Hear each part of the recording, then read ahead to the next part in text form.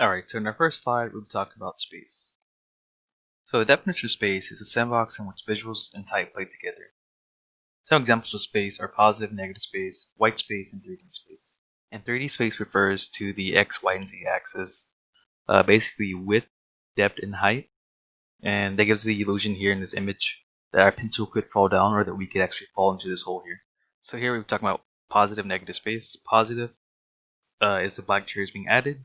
Negative is the white that we lose due to us adding the black here. Okay, and white space here is basically the space around or between objects. They kind of let your eyes rest for a moment to take in everything.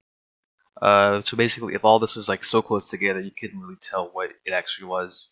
But with it being so spaced out and so nice, you can actually tell it's a panda. Okay, the next thing we're going to talk about here is lines. A line is an identifiable path created by a point moving in space. A line can signify movement and also communicate personality. And here we can see the line showing direction. And here we have the lines used in a way to show characteristics.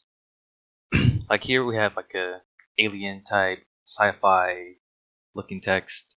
And right here we have this blackout, kind of reminds you of laser tag if I were to go up my friends. And here we have like the title of like a creepy movie, a scary movie that could be coming out. You never know. Okay, and now we're moving on to shapes. The definition of shape here is the property of a two-dimensional form, usually defined by the lines around it. And there are two main shapes, inorganic and organic. And inorganic shapes are basically shapes that you wouldn't find in nature, like a square, like a rectangle, triangle here, a hexagon.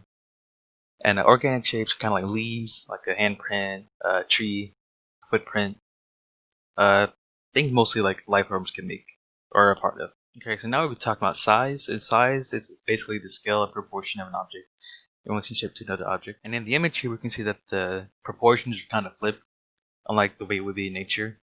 The man is being overshadowed by the bird, and here on the slide we have patterns.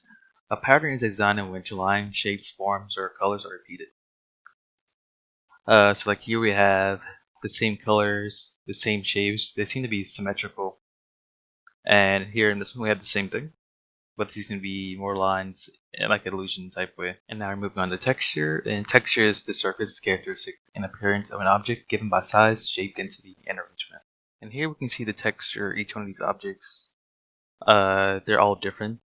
And here we have jagged edges, might be kind of rough to hold. These are very smooth, very rounded, so it wouldn't be as sharp. Probably wouldn't cut you.